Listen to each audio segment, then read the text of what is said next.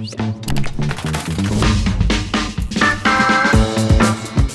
right, so Thomas, are you aware of the existence of Mario Kart?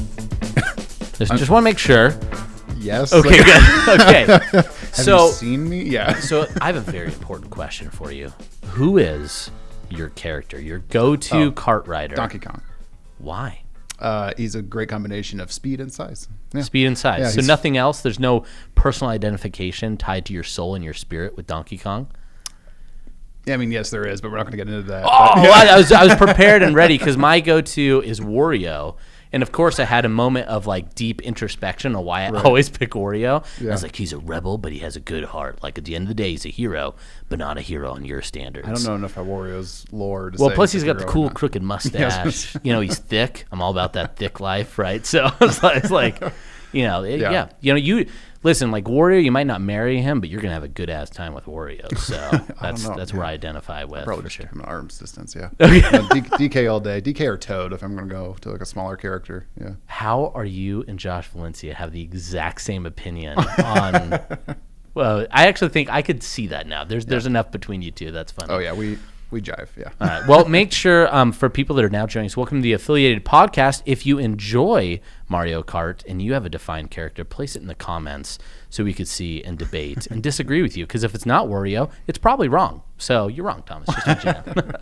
Well, I'll just beat you with DK then. Okay, right. Yeah. There will be a tournament in our future for sure.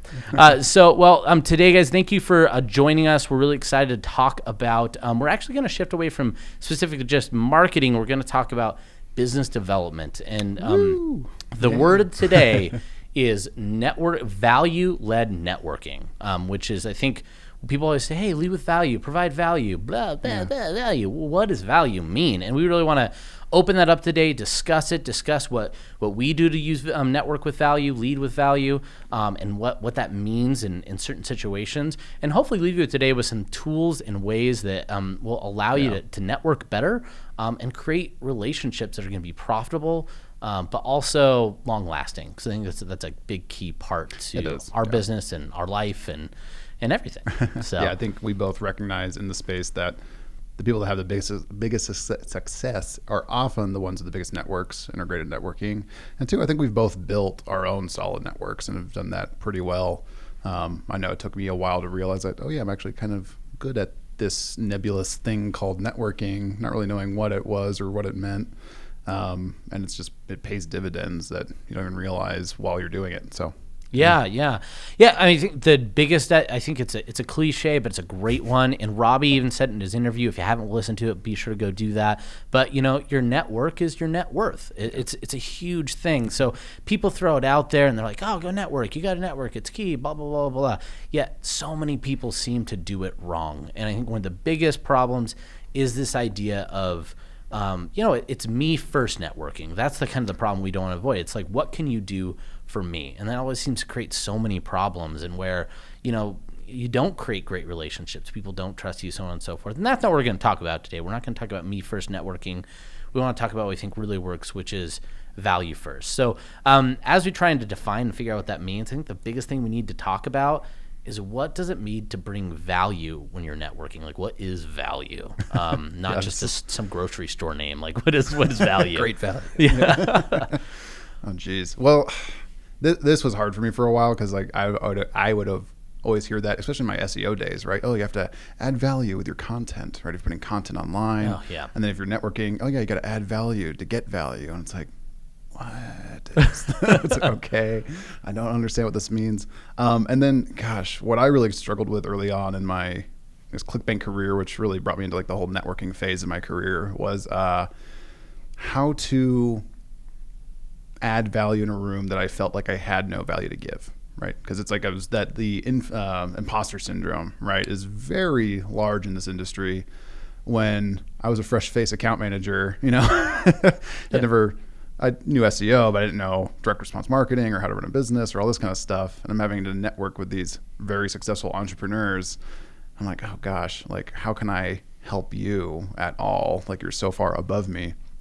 And it took a solid year or so, maybe longer, to really feel confident Actually, no. I'll say it took 2.5 years. I can kind of remember a point where I'm like, okay, I got this. I actually feel like I was adding value. And I think the key for me was realizing that value doesn't have to be a tangible, like, hey, here's X thing for you to grow your business, right? It doesn't have to be this like very tactile thing. In my role and your role too, right? A big value I have is just the additional exposure of ClickBank's network to someone, right? So I might not be able to tell you if I'm new to the industry, some hack to use in your business to grow it, but I know 20 other entrepreneurs that you should chat with. Yeah. Right. And that go-between is a lot of value. And right? that's huge. Yeah. Now we're starting to see how a network could equal net worth, Yeah. like when you have something like that, right? So, well, I actually want to dial back. I think it's really important because in networking and value-led networking, one of the biggest, you touched on one of the biggest challenges, which is imposter syndrome, Yeah. which I think leads to a lot of people to try and be more selfishly motivated when you're trying to network because you feel like you don't have anything. So you just need to take, and then maybe one day I'll have enough to give to somebody else.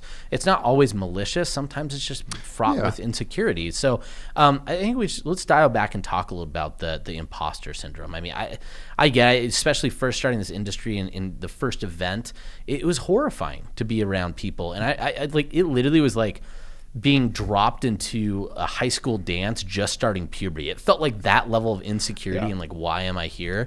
I was like, listen, I'm already a funny, weird looking short guy. Like, I don't know anything. But you know, how to kind of overcome that. And I think that's something that realistically you're always going to deal with it. There's always going to be a bigger room. There's always going to be somebody that's going to make you feel that way. So what are some tools that, you kind of talked about like that mindset, but what are some other maybe specific things that you do to overcome your imposter syndrome problem or that situation? Yeah, I ask a lot of questions. Right. I realize if I can ask questions in a live moment or on social media, wherever it might be, I can really figure out what this person needs or wants to get out of it. Right. And you can just go to the classic, like, oh, what brought you to TNC? Right. What are you hoping to get at ASW? What I find though is that a lot of people don't know what they want out of something. They just know I need a network too. And everyone's trying to do this networking thing without being very good at it. But if you can ask some specific questions like, what would make this a big success for you? And if they tell you, you can go, okay, I can help you, right? You should chat with this guy over here grabbing a drink, right? And make that connection happen. So when I go into a room to network, my personal philosophy is always to like make more introductions than I get. Nice. Right? That's a really, right. I've never thought of it that way. That's a great way to go into networking. I love that. Yeah, and I just want to stir the pot. Right. Not in a bad make argument way, right? But just like, I just want to like help people mingle. I love going into a fairly warm room where I know at least half the room or, 30 to 50% of the room, and I can kind of ping pong off people and make new connections that way, but also make new connections for people. And it's a great way to just kind of like keep it buzzing. And I'm always thinking like, who should this person be chatting with? Because the hard thing for people to realize when you're networking is that the chances that you directly meet someone that you're supposed to meet in that very moment is slim. Yeah. Right. It's like you're not always going to meet that perfect business partner, super affiliate. That's rarely going to happen. What's more likely going to happen is that you two can leverage each other's networks all of a sudden, even if it's just someone you chatted with 5 minutes ago that just first met. Like, oh, did you chat with that guy? He's doing a ton of Facebook ads, right? You two should talk. Like, I don't know if it is worth anything. Yeah. Yeah. Plus, you have a weird blemish on your face. I don't feel like I'm not going to be able to mention it. Oh, wait, that's how I network. Sorry. Well, no, honestly, it's I do use that to get out of awkward conversations. Hey, that guy's weird. You should go talk to him. Well, it's like, well, everyone gets stuck Thomas, in is those, that why right? you send people over to me when we're in it? Yes. No, that is such a great mentality to go into it. I mean, just the idea of like, I want to make more connections. I'm here, and you're constantly thinking, who could they connect with? Because one, you're setting a precedent for the type of relationship you want to have with these people as you network, right? We're networking to expand our network. And then when the time comes that we need something, we have the people that we need, but it doesn't always need to be problem solution oriented. We kind of go back to that. How do you fall in the pitfall of not leading with value? You're too focused on finding this magic person, that Gandalf the Grey is out there and he's gonna give you everything you need. So in those situations, which would be really challenging and disappointing sometimes. Well, too, I think that's a big key that people miss is like you need to know who that best person for you to meet is before you go to a networking event or into a social media room or whatever it might be. Like, who is my ideal person to meet here? Because the thing is, you're going to get a bunch of questions like, what brings you to TNC, right? It's like, you need to have a clear answer if you want to get clear results. Yeah. Right? Yeah. I'm looking for this kind of person. Oh, great. You should chat with that person. Let's circle back on that. Yeah. Because I think that's big when we come into some of the other specific tactics. But on the imposter syndrome, I love the idea of like anybody could bring value with who they know, right? Even if it's like, if you're a new affiliate manager and it's just the owners of your company, they probably know a lot of things. So maybe that's still somebody that you could introduce people to, and there's always value there. Probably talk to them before you do that, though, so you don't ruin the relationship. One other thing, and this is just personal to me, and it's probably I just want to share kind of what I do. Like for me in those situations, how I try to overcome that is I'm just quickly trying to find any common ground I possibly can. So it doesn't have to always be work. Like I sometimes ask like just weird ass questions, which is just kind of me, or try and find things like, hey, I like your church or something, just to break the ice and get people comfortable. Because the sooner you can be comfortable and you get people talking and start learning things about them,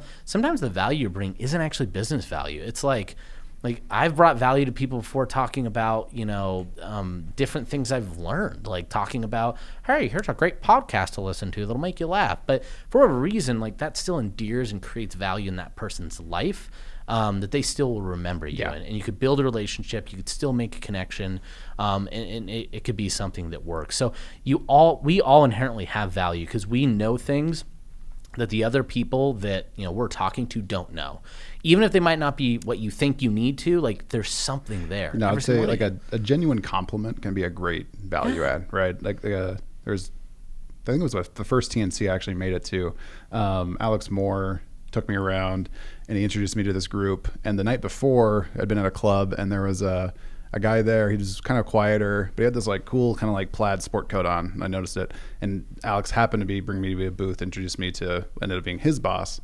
But that guy with the sport coat was there, right? We're all shaking hands like, oh, hey. He's like, yeah, you had this cool sports coat. And his face just lit up, right? It's like, oh my gosh, thank you. Like, he's like, I was nervous about wearing it. Like and funny enough, this morning I hop on a call. I haven't seen this guy in 3 years. And he's the consultant for a client I'm working with, right? And he's gone on to 2 jobs. I was like, do I know you from somewhere, right? I was like, did you have a sport coat at TNC? And he's like, I can't believe you remembered that, right? And it's like, that's so cool. Yeah.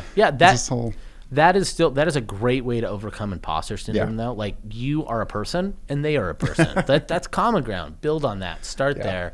And then, from there, it flows. You get comfortable. You could start asking those questions. We'll get into some of the value-oriented questions. But, and the last thing, too, is I think it's just really important to when you have moments that you realize you provided value to people, store that, save it.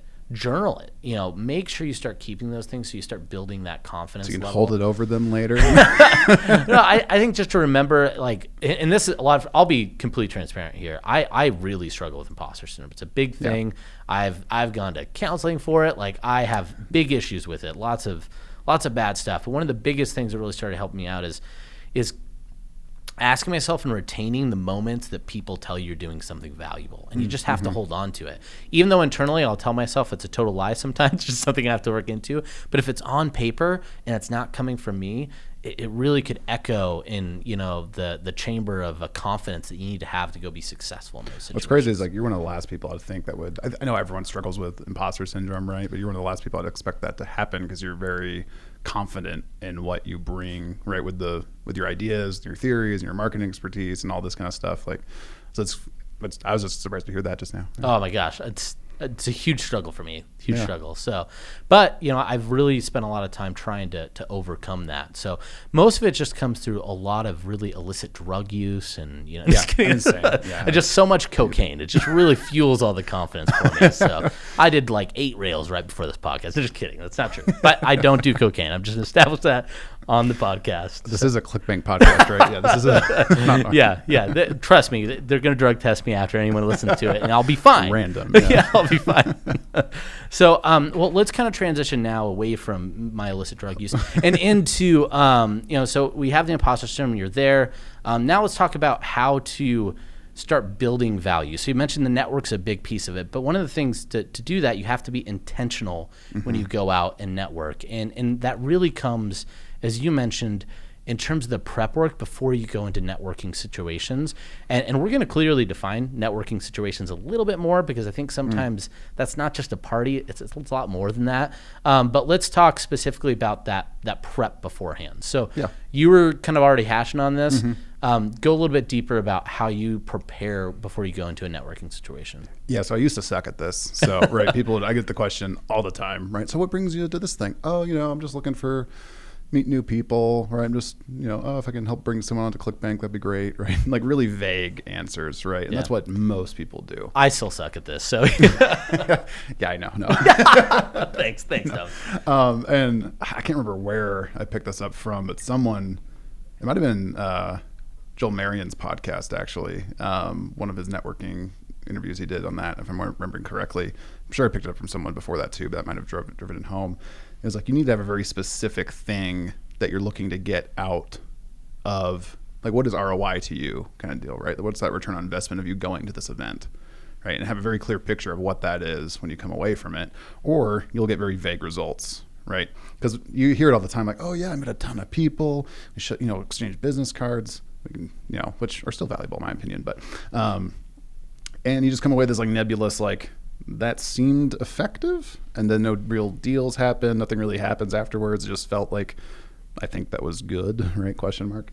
So what really helped me was drill home, what am I looking for here? So now when someone asks me that, right, it's like, oh, I'm looking to meet people that are doing over 7 figures a month, right, in direct response online marketing.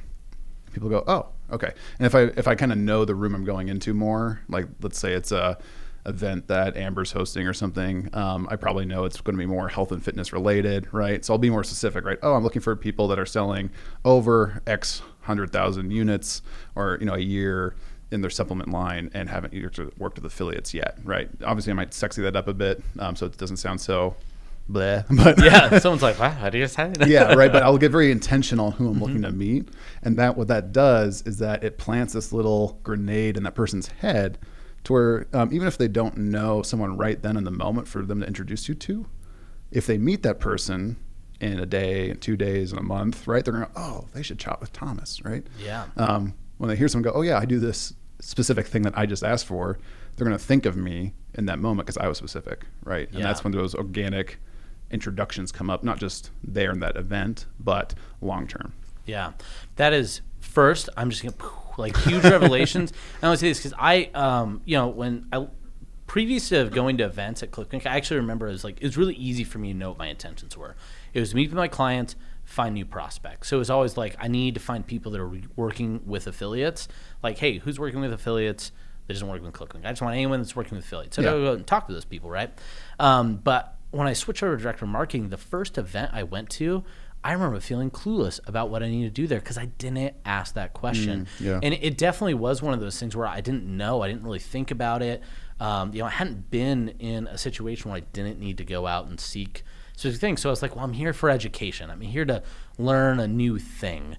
And I remember it felt very challenging for me. So I would say if knowledge is your goal, that's a fine goal to have, right? And yeah. But it's like, if you weren't sure of that going in, it's going to be wishy-washy, right? I was very ambiguous with it. I was like, kind of, maybe. And it took me a couple events before I was able to shift to that. But it was just funny because I never intentionally thought about it. It was more intuitive when I was out traveling, and really haven't had much of experience to try it in this position. But I think that's a huge, easy thing to miss. But it doesn't seem like it's that hard to do, to be intentional about what you want. It's not like it just takes 5 minutes of journaling to really drill down. What am I looking for right now in my business? I think it's the other part too. A lot of people I see, they're like, oh, in 6 months I want to be here, without thinking about what do I need to do right now to get there, and asking for the right now, not the 6 months from now, right? Because you don't want to come home with a bunch of contacts for something you're not going to do and initiate on in the moment, right? Yeah, because then you're just not doing anything with them. The stack of cards that just you're like, well, I don't know what this means or what it's going to do. You're just going to kind of throw those aside. So, that I think it's a fantastic thing. If you're not doing that right now, that's going to really change your networking, just having that concise thing. Do you like practice kind of that statement in the mirror? Yes. Do you write it out? Okay. Well, maybe not the mirror, but usually it's on the plane. So I'm like, oh, right. Okay. You're a great person to sit next to. He's been muttering the same thing he's looking for the entire time. Usually that's a quiet time. The phone's off, right? There's no distractions. It's like, okay, let me think about what I really want to get out of this and kind of sink into it. But yeah, the other part, the flip side of that is have a good specific question to ask people when you're networking so you can get a more specific answer from them because most people won't have that, right? Yeah, and I think going back to that question, because sometimes the one that's not good, what are you doing here? What brought you to this event? Yeah. Like, and it's like, hey, what are the actual, who do you want to meet? What are the type of people you want to meet? I think specificity in that question. I always like, because you could split test a lot of different stuff. But, and it's going to change depending on the event.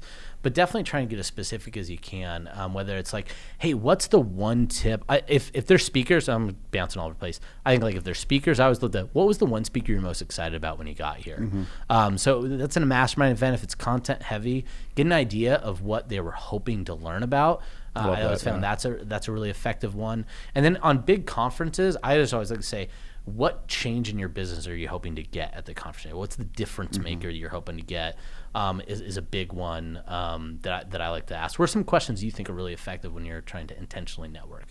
It's usually like what would make this trip a big win for you, right? Something like that. Like really get them thinking on their ROI of the trip because everyone's in the back of their head is thinking that, right? It's like, oh, I need to. Either they're an affiliate manager who needs to like justify this trip to their boss, right? Or something like that. Or it's an entrepreneur going, oh man, okay, I invested in this. I need to get some stuff out of it. So what's going to make this trip a big win for you? And that to me, that gets me some pretty good responses to that and more specific things I can either execute on for them or help them out with or make an introduction to them for. So. Yeah, which helps you avoid the worst question, what do you do? I hate that question. I hate, everyone hates it, but we all sometimes still ask it. Like there's times I'm like, and I'll even tell myself like, I hate that question. But yeah, that's a great one is like that ROI, that there's a cost associated with this, so find that out. So I know we realized we didn't circle into what this all ties back to, but when we talk about value and leading with value, let's kind of dial back and talk about what that mindset means, which is, I think that's a big key because we're kind of talking about some of the actionable things, but from a mindset perspective, the reason you ask those questions, the reason you try and connect them with people is because it's not always about value-led networking. Is all about what you could do for somebody else, not what they could do for you. And we didn't say that. We should have said it right on the get-go. But when we talk about value, it's how you can make their life better in whatever way. Yeah. And every single interaction, at least the way I go about networking, every single interaction should always start with, I'm going to give you something first before I ever ask for something in return. Yeah. And it's just go out and you're searching. You're asking questions with the intent not to, what can you do for me, but what can I do for them? Like, why would I even ask why they're here? Not just because I want to get out of this awkward situation and not sit here in silence. It's really, I want to know where I'm going to provide value for you and how much I could do. So, asking that question, okay, what brought you here? And then what's next? Just keep delving in. Well, that's what I love about those, like, if you're coming from a value first mindset, you can reframe your answer to those kind of like bland questions to actually show how you add value, right? So like if you get the question, so hey, what do you do, right? Which you're going to get 1,000 times, instead of going, oh, I'm X position at Y company, right? Which is really boring and doesn't really tell anyone anything unless you're some super big company that people would love to work with or something. Yeah, unless it's like VP of marketing at Google. Right. Like, yeah. Oh, wow. Right. Yeah. For me, right, you want to answer those questions that elicits a follow-up from somebody. Like, oh, how do you do that? Right. So if someone asks me like, oh, what do you do? I help brands scale their customer acquisition through affiliate marketing, right? Or that's a little bland, right? But I help person get X results. Is it better, right? I help brands generate 10,000 customers a month with affiliate marketing. Yeah. Whoa. How do you do that, right? Yeah. Oh, well, it's, I work for ClickBank. I help them on board and we expose them to, right? You can kind of go into your elevator pitch then, and you've just earned the right to do so with a follow-up question. And you've just shown how you add value to people. Yeah. See, I've always take that one. I kind of like the giving specificity around like the income numbers because I always use the honestly, like I do a lot of different things for a lot of different people, depending on what the businesses are. At the core of it, I'm responsible and do everything I can to increase their revenue more than before we met. Yeah. So, and then I flip around. It's like, well, tell me a little bit more about your business, what you're currently doing, and particularly around how you drive revenue. And then we open a conversation about that, and then you could interject more precisely. And with, hey, that reminds me of X. With this client, let's talk a little bit more about that. How's that going for you? And then it's solely on them. And then I don't know, I normally, when I network, I find that it's like we barely talked about anything about what I do. I was like, oh yeah, it's been 30 minutes. We should probably talk about why I'm here. But in general, I think that's a really good way to do specificity. And I think the other thing is like, make it vague, but also make it something where what that value is right away, and it makes them either curious or deflect and start finding out, like make them want to answer your questions as well. That's another piece. Yeah, ask good questions. Yeah. Well, also give them a reason to answer them, right? If I said, well, yeah, I'm the guy that clears out the trash. Tell me more about your business. Like, no one's going to care to spend their time.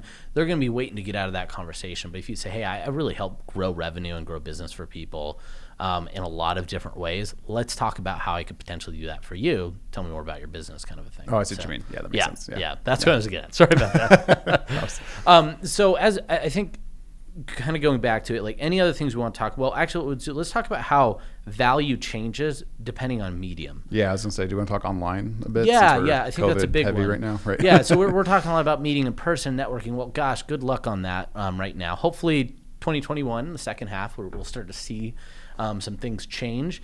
But yeah, let's talk about the medium and mode and how that changes. So we'll just let you riff and get started on that. Yeah, it's weird. Like that one actually, I think about that a lot, right? How do you add value online without just adding noise? I'm very conscious of that. I know other people probably aren't. Like, they'll post literally everything, just social media. I'm fairly selective with what I post because I'm self-conscious, to be honest. I tried it for a while, and it was just ripe with stress. My self-hate went up through a way that I was like, I don't like this. And I just quickly stopped. But yeah. No, but in my opinion, I think there's going to be a lot of different answers to this. Like, to add value in, like, say, a forum or a group that's more network focused or business focused and network focused, or even your own personal social media channels or things like that, or a brand doing it. I think you add value by thinking about the questions of like, does this content matter to someone? Am I going to, it could just be, could I brighten someone's day with this? I try not to be too self-serving with my content. I want to put it out there, like if I know it's going to add value to somebody. And I think I see a lot of people that are maybe newer to a group struggle to engage in a way because they don't really know how to do that. In my opinion, right, like if you're not comfortable, say, going to a new Facebook group and just posting something and you're worried about it being self-serving or worried about how people are going to take it, just start engaging in comments more, right? Yeah. Like start small, and comments and likes and stuff are a small way to do that.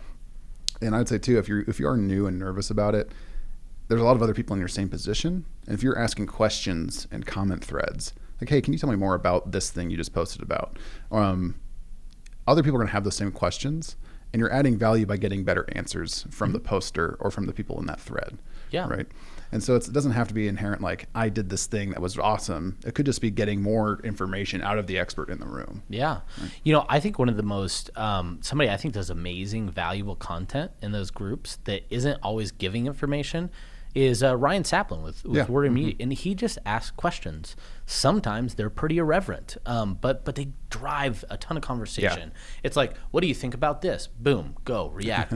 That's super valuable. I wouldn't say almost anybody could do that, but that's one of those things. It doesn't always have to look at you as an expert. It could be you as someone that engages, and it kind of goes back to what you talked about before with, here's who you should be talking to. Sometimes a person in the room that asks the question that everybody wants the answer to is valuable in itself. And that's a key thing where you talk about value isn't always what you give. It could be what you start. It could be how you participate in an overall group and community. So as we kind of drive back to that, but I think you hit a great point. One is, redefine what value feels like it could be to you. It doesn't have to be what you just define in terms of what you see, like, oh, I'm not this person creating a great video, or I'm not able to, offer CRO advice that's going to 10x someone's business. Like, yeah, very few people can. If they can, you should probably be charging a lot of money for that. So, right. But yeah, kind of redefining like first what you're comfortable with, where you feel like and I think comments are a great way. Sometimes even if you're just a fantastic cheerleader, there's inherent value in that early on. And it's a great way to start becoming a connector, is just be somebody that's there that people want to talk to, they want to know. And then you just start making connections, and that's a great way to put value in. But yeah, it's starting with comments, asking questions. I think the biggest thing when you're trying to figure out how to create value, start with authenticity. Yeah. The worst place you could be is overextend yourself and try and be inauthentic in an attempt to create value. Yeah, it's pretty obvious when people do that, right? It's like you can sniff that out pretty quickly. And it's kind of like you might drum up some engagement from the direct people you want to be chatting with there, but like the rest of the room, it's like, right? Yeah. It's like, yeah. I mean, in digital world, and I think just in general, like inauthenticity is, it's a stench that no one wants to wear. Because once you have it, it essentially says, I don't know who you are, I can't trust you. And the whole point of value-led marketing, and kind of the point that at least the way I look at it is leading and gaining trust first. When I could give you value, the rule of reciprocity kicks in. And I think that if it's authentic in terms of me trying to help you out, I could authentically reciprocate that assistance. And that's really what you want when you build out that network. But it has to start from an authentic place. So I think when people are trying to figure out how to engage online, whether it's a virtual conference, whether it's a message group, whether it's just posting on your own social channels, lead with authenticity, what you feel comfortable with, what you think. And even if it's like, I don't know if anyone will care, I'm putting it out here and here's why. Explain that, share that authenticity. And it might bomb, but where it won't bomb from a relational standpoint is people know that it's coming from you and who you really are. I think that's a big key to this that people don't always understand, is you got to start from a place from authenticity first. Yeah. Because it'll just look terrible if you don't. Something I've seen you do really well in like different online groups we're both in and stuff is like you join a room and you kind of wait and you look at what does well and how people engage in the group, because it's funny, like different, I think we're all talking about Facebook groups right now, but different forms are the same way, right? Mm-hmm. Even like if you look at subreddits, they can vary wildly, right? Oh my gosh. Who uses them and things like that, right? And so you kind of like read the room, like how are people engaging in this group? Is it all memes? Is it right? Is it value driven content? Like is it like what is it in here that people are doing? Is it just shameless self-promotion, right? Which there's plenty of groups that do that. Yep.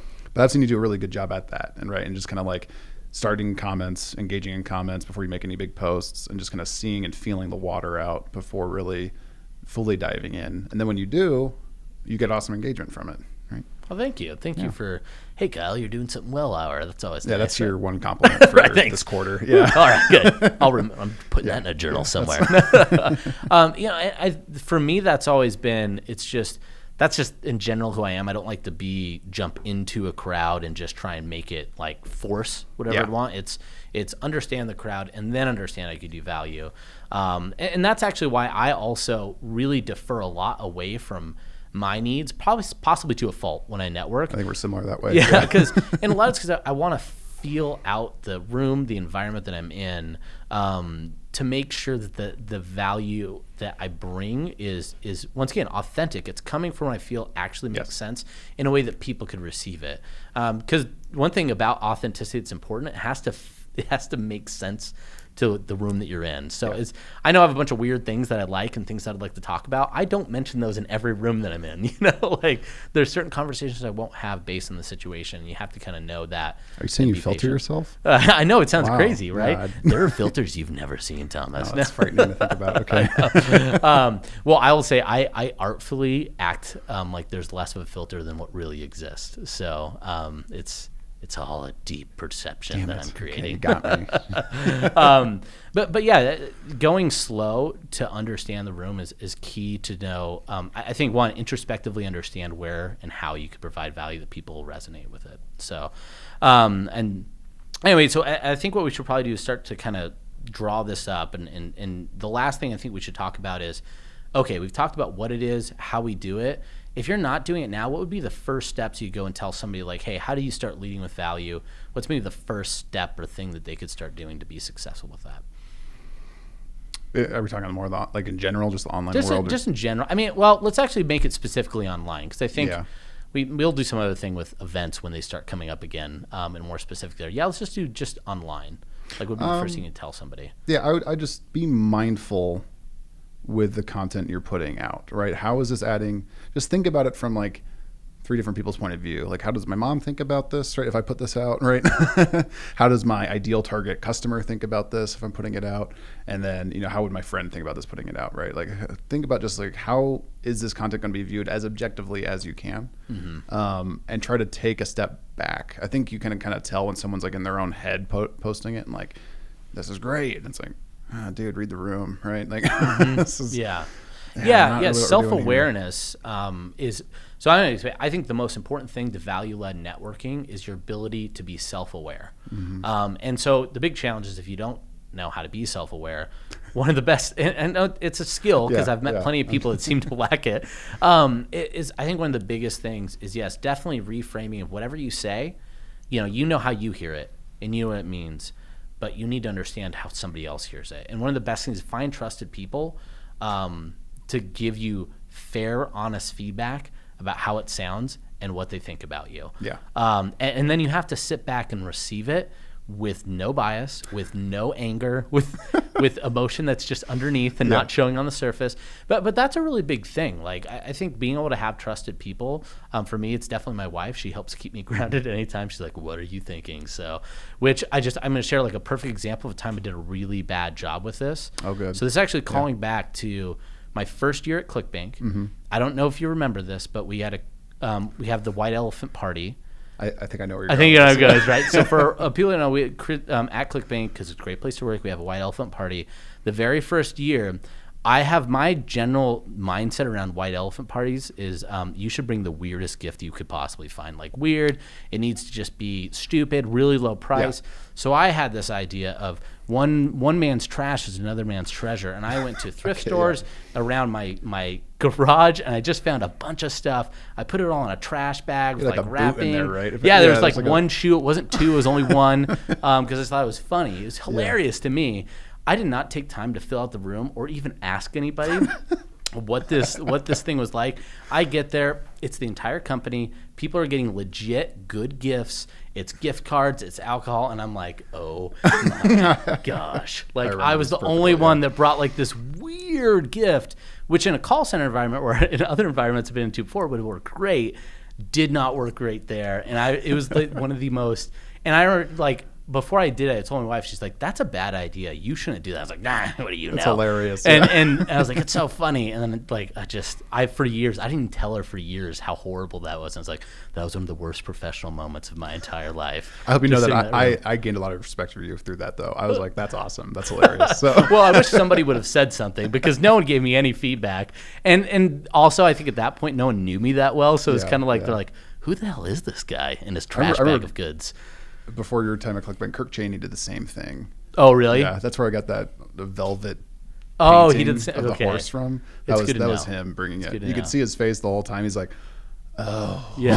I've made it, which is probably why he bought like nice socks for the next year. Exactly. So yeah, but outside, be aware of your White Elephant environment you're going into. But I think that was a huge lesson for me of being like, if I would have listened to my wife and that self-awareness, I could have gone in that situation with a way better situation. And I think that's the same thing. Find those trusted partners to kind of humble you and give you good feedback, and then listen. You have to listen. Like, it might hurt. It might hurt to hear it, but you will be better off for it.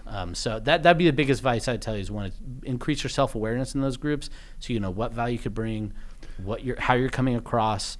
And I think to just take some time to reflect and know the value you can bring. Yeah. Right. If you're brand new to it, like, be like, okay, there's not a lot of information I can drop on here. There's not like, so I want to try to add helpful questions and connections as I grow my network, right? I'll make good connections where I can. Because the cool thing about Facebook groups and just online is that you can tag people without directly knowing them, right? So if you see someone referenced 14 times for, a great copywriter, you don't have to know that person to be like, you should chat with that guy if you need copywriting, right? Yeah. he gets a lot of referrals, right? So you can start adding value that way and gaining traction that way. Take that to in-person, right? But just knowing what you're looking to get out of it, because that's how you're going to add value. If you're looking for X type of customer, it's because you can add value to that type of customer, right? So get really clear on, I'm looking for this type of person because of why, right? I know I can help them. And just be confident in that. Yeah. You got sent there for a reason. You're in that group. You're in that position for some sort of value add and have confidence that. I always tell like new hires, especially at ClickBank too, like, listen, I guarantee you, even in your 1 month before you went out, you probably know more about ClickBank than anyone you're going to talk to here. Yeah.